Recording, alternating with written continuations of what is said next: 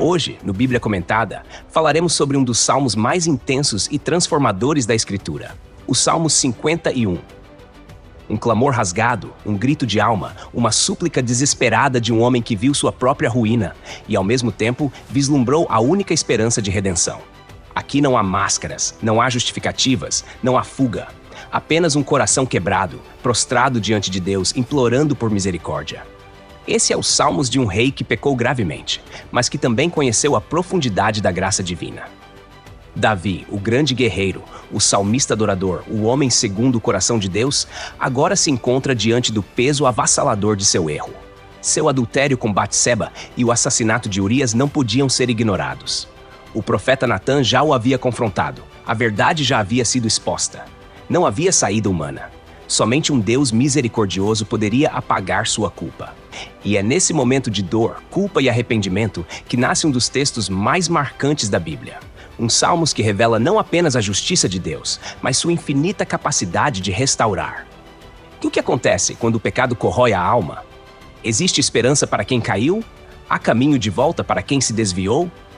Hoje mergulharemos nesses salmos de arrependimento e redenção. Um texto que atravessa os séculos e continua ecoando nos corações daqueles que buscam o perdão divino.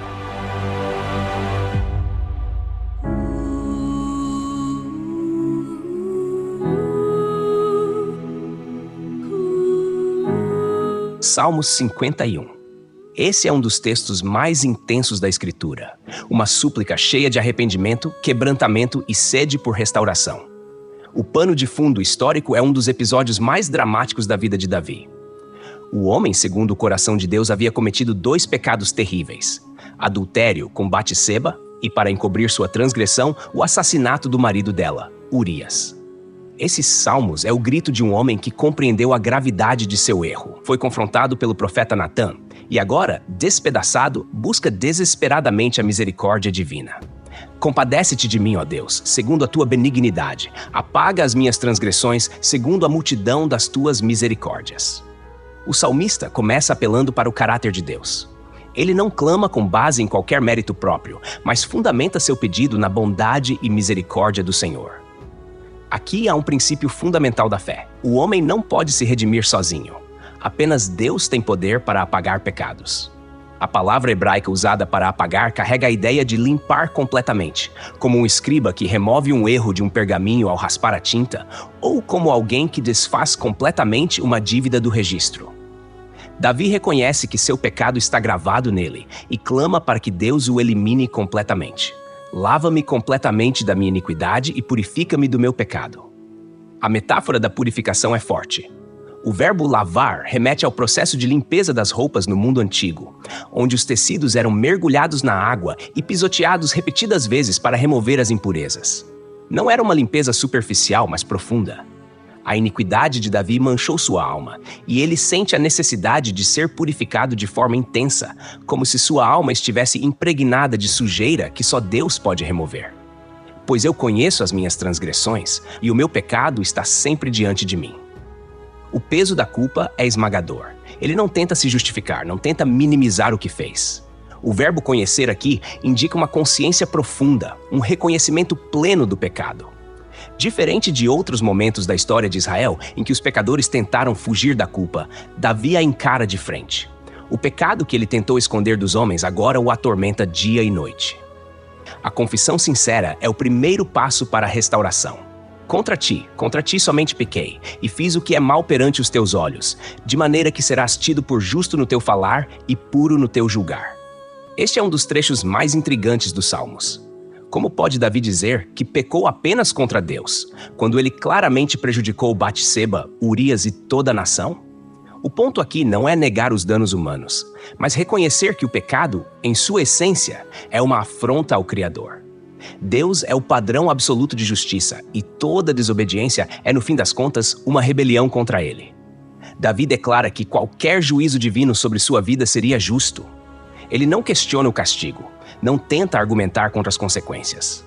Eu nasci na iniquidade e em pecado me concebeu minha mãe. Davi não está se referindo à sua mãe de forma literal, nem afirmando que o ato de concepção é pecaminoso. O que ele expressa aqui é a doutrina da depravação humana. O pecado não é apenas um ato isolado, mas uma condição que acompanha o homem desde o nascimento. A raiz da corrupção está na natureza humana caída. Ele reconhece que sua transgressão não foi um acidente, mas fruto dessa inclinação pecaminosa. Eis que te comprases na verdade no íntimo, e no coração me fazes conhecer a sabedoria. Deus não se contenta com aparências. O Senhor não quer sacrifícios externos ou rituais vazios, mas sinceridade interior. A verdadeira transformação ocorre de dentro para fora. A palavra sabedoria aqui vai além do mero conhecimento. Ela aponta para um entendimento profundo do caminho de Deus, algo que só pode ser recebido por meio da revelação divina. Purifica-me com hisopo e ficarei limpo. Lava-me e ficarei mais alvo que a neve. A referência ao hisopo é carregada de simbolismo. Essa planta era usada nos rituais de purificação no Antigo Testamento, especialmente na cerimônia de purificação de leprosos e na aspersão do sangue do cordeiro sobre os umbrais das portas na Páscoa. O hisopo era o instrumento da expiação, e Davi clama para que Deus o use para purificá-lo. Ele não pede apenas para ser perdoado, mas para ser completamente transformado, para que sua alma fique mais branca do que a neve. O contraste é forte. O pecado o tornou imundo, mas a graça divina pode restaurá-lo completamente. Faze-me ouvir júbilo e alegria, para que exultem os ossos que esmagaste.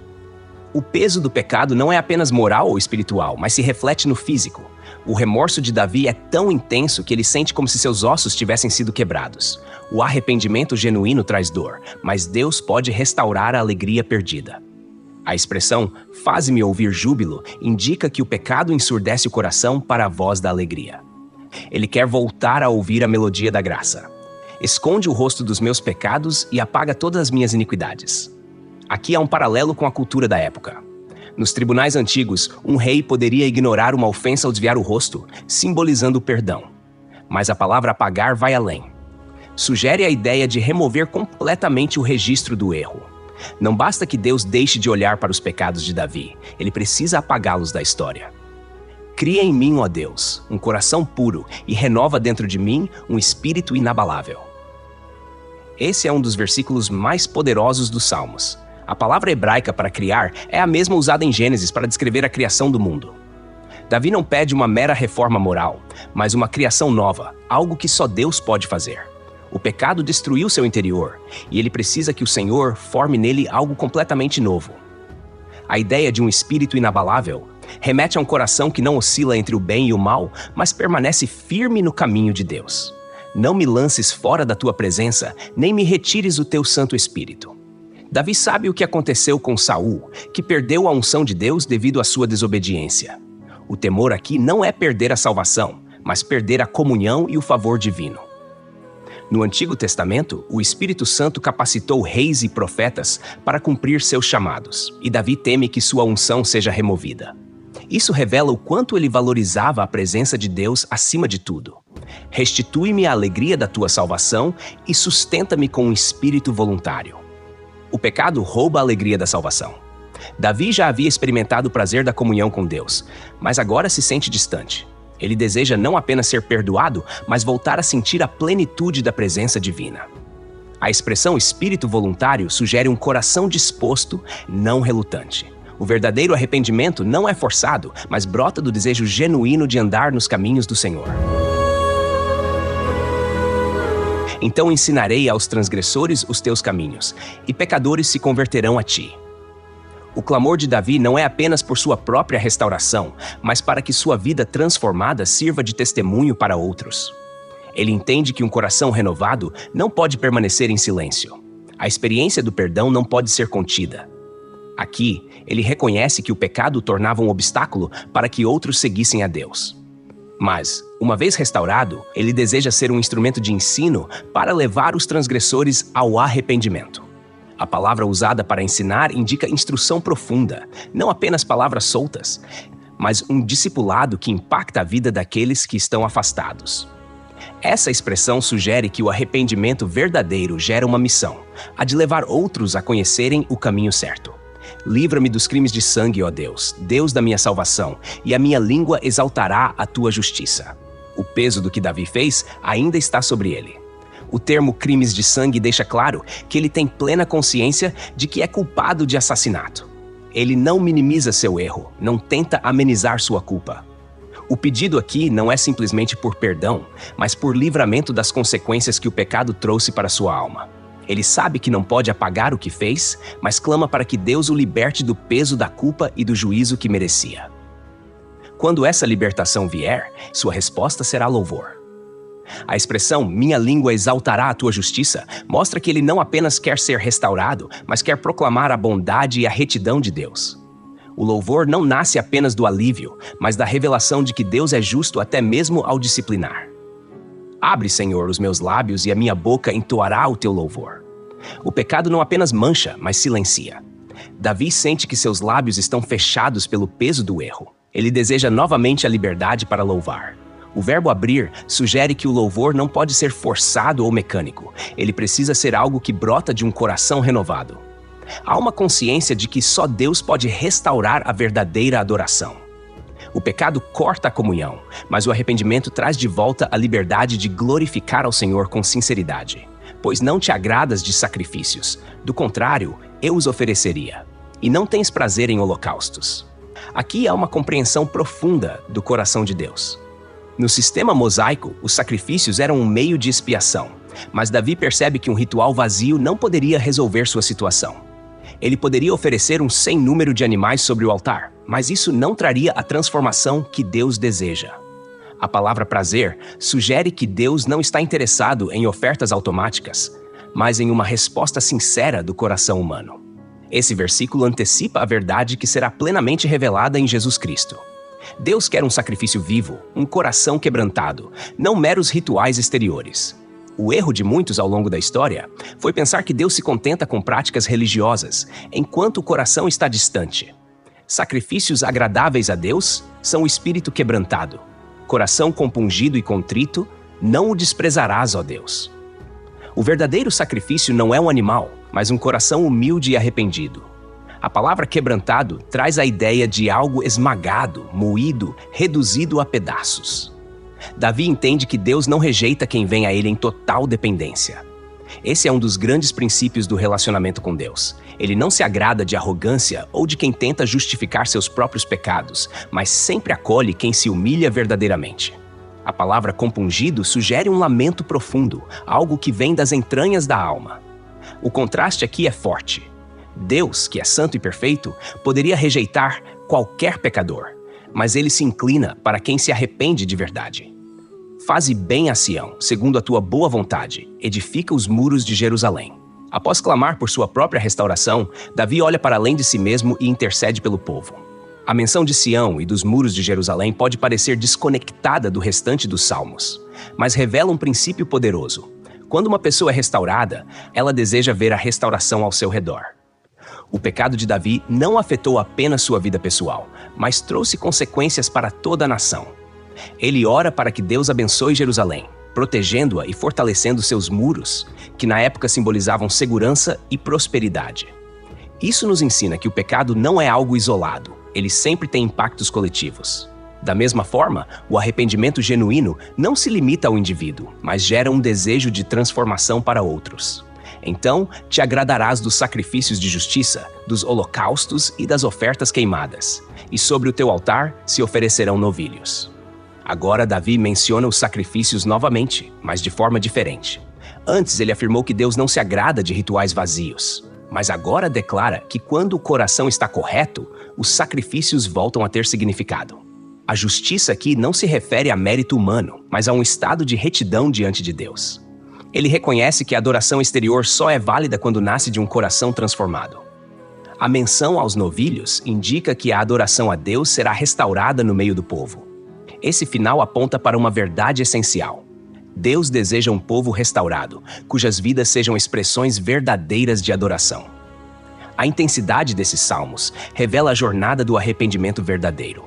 Consciência do pecado, clamor por perdão, desejo de restauração, compromisso com a transformação e intercessão pelos outros. Davi nos ensina que o pecado não precisa ser o fim da história, pois Deus é especialista em restaurar aqueles que se voltam para Ele de coração sincero. A história de Davi não termina em desespero, mas em redenção. O Salmo 51 não é apenas um lamento de um homem quebrado, mas o testemunho de que Deus nunca rejeita um coração verdadeiramente arrependido. O rei que outrora foi consumido pela culpa encontrou nos braços da misericórdia divina um novo começo.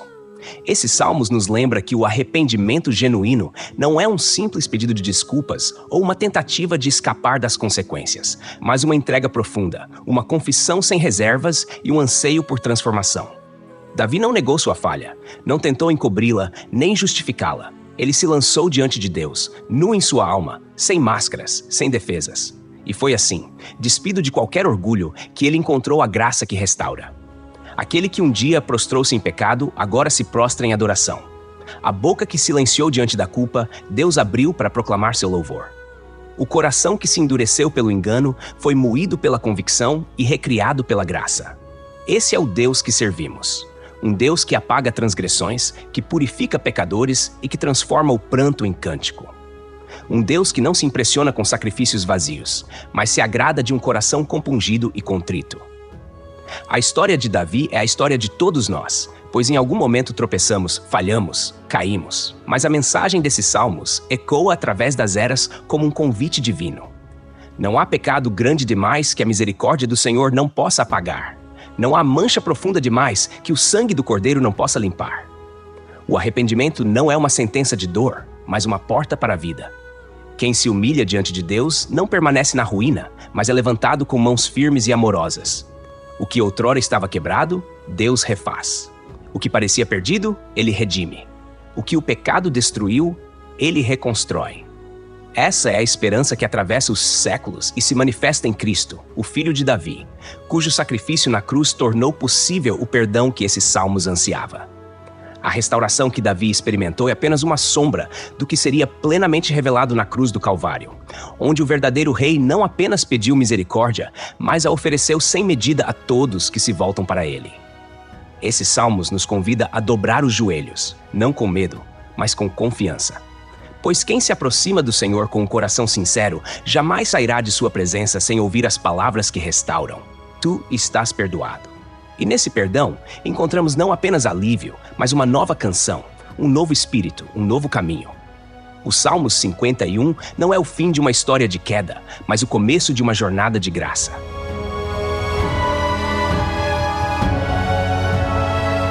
Texto e produção Douglas Vieira. Música por Pixabay. Faixa Spiritual. Voz por ChatGPT 4.0. Tipo Ember. Bibliografia. Comentários expositivos Hernandes Dias Lopes, editora Agnos. Comentário bíblico Matthew Henry, editora CPAD. Antigo e Novo Testamento interpretado versículo por versículo Russell Norman Champlin, editora Agnos. Charles Spurgeon, Os Tesouros de Davi, editora CPAD. Obrigado por ouvir o Bíblia Comentada. De segunda a sexta, capítulos da Santa Palavra, aos sábados, mensagens ao coração e aos domingos, a poesia dos Salmos. Porque não basta ouvir, é preciso entender. Inscreva-se em nosso perfil nas principais plataformas de streaming e permita que esta palavra edifique sua vida. Deus abençoe você. Até amanhã. Bíblia Comentada. Melhor que ouvir é entender.